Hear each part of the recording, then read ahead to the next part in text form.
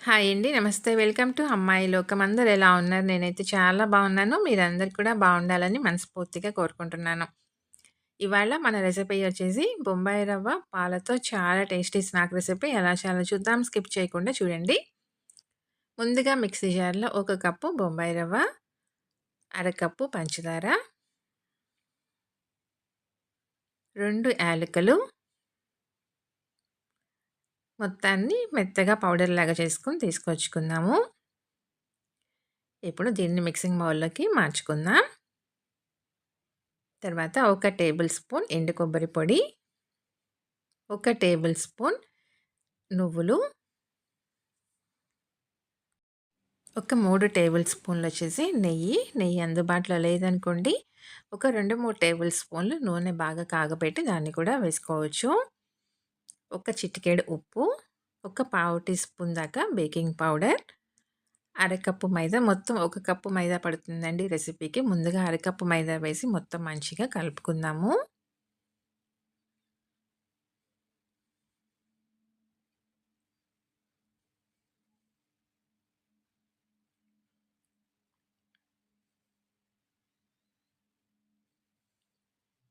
ఇలా కలుపుకున్న తర్వాత ఒక కప్పు పాలు తీసుకుందాం. ఏ కప్పుతో అయితే మనం రవ్వ తీసుకున్నామో అదే కప్పుతో ఒక కప్పు పాలండి.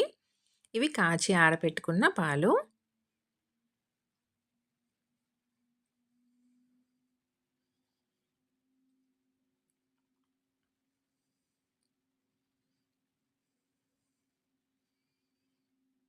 ఇప్పుడు దీనిలో వచ్చి మిగతా పాలు కూడా వేసేసుకుందాము. అలానే ఇంకొక అరకప్పు వచ్చి మైదా కూడా వేసేసుకుందామండి. వేసుకొని ఇప్పుడు మొత్తం మంచిగా కలుపుకుందాము.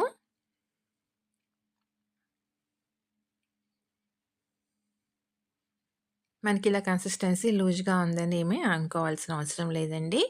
నానేటప్పటికల్లా మనకి రవ్వ అంతా మంచిగా ఉబ్బుతుందనమాట. ఉబ్బి కన్సిస్టెన్సీ అనేది గట్టిగా అయిపోతుంది. మూత పెట్టి ఒక 10 నిమిషాల పాటు పక్కన పెట్టుకుందాం. 10 నిమిషాల తర్వాత చూడండి చక్కగా మనకి రవ్వ అంతా మంచిగా నానిపోయిందనమాట. కన్సిస్టెన్సీ వచ్చి మనకి గట్టి పడిపోతుంది. ఇలా స్టిక్కీగానే ఉంటుందండి కన్సిస్టెన్సీ. చేతికి కొంచెం నెయ్యి అప్లై చేసుకొని, ఇలా చిన్న చిన్న పిండి ముద్దలాగా తీసుకొని దీన్ని మనకి కావాల్సిన షేప్‌లో చిన్న బిస్కెట్స్ లాగా చేసుకుందామండి. కానీ మనకి వేగేటప్పటికల్లా అవి బన్‌లాగా అయిపోతుందనమాట.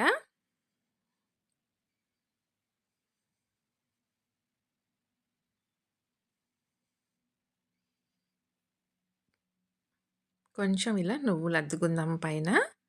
తినేటప్పుడు మనకి కరకరలాడుతూనే ఉంటుంది. టేస్ట్ బావుంటుంది. చూడటానికి కూడా బావుంటుంది.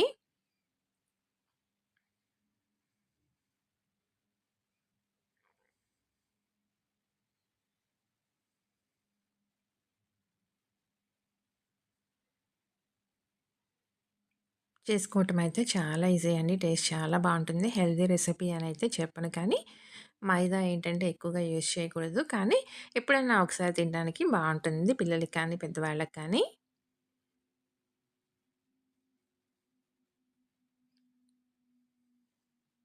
ఇలానే రెడీ చేసుకొని పక్కన పెట్టుకుందాము. ఈలోగా కడాయిలో నూనె పెట్టుకుందామండి. నూనె వేడెక్కుతూ ఉంటుంది. స్టవ్ వచ్చేసి లో టు మీడియం ఫ్లేమ్‌లో పెట్టుకొని, పట్టినెండు వేసుకొని 2 పక్కల మంచిగా ఎర్రగా కాల్చి తీసుకుందాము.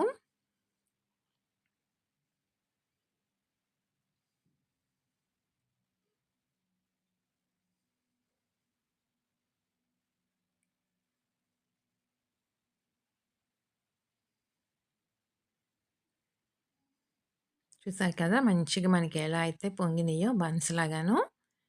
టేస్ట్ కూడా చాలా అంటే చాలా బావుంటుందండి. 2, 3 రోజుల వరకి నిలువ ఉంటుందనమాట పాడైపోకుండా.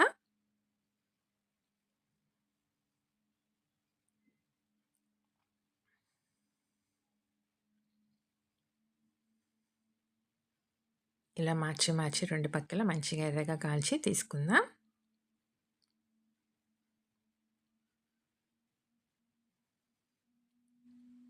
చూసారు కదా! ఎంత చక్కగా పొంగిందో. బన్‌లాగా వచ్చేసింది కదా! టేస్ట్ అయితే చాలా అంటే చాలా బావుందండి.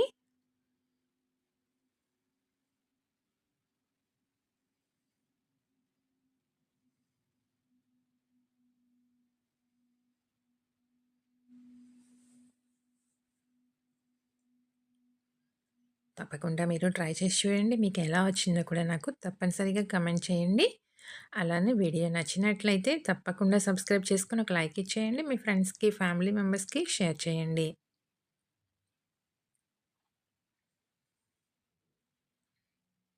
ఒకటి ఓపెన్ చేసి చూద్దాము. పైన మంచి క్రిస్పీగా, లోపల సాఫ్ట్‌గా టేస్ట్ అయితే చాలా అంటే చాలా బావుంది. తప్పకుండా ట్రై చేసి చూడండి. Thank you for watching.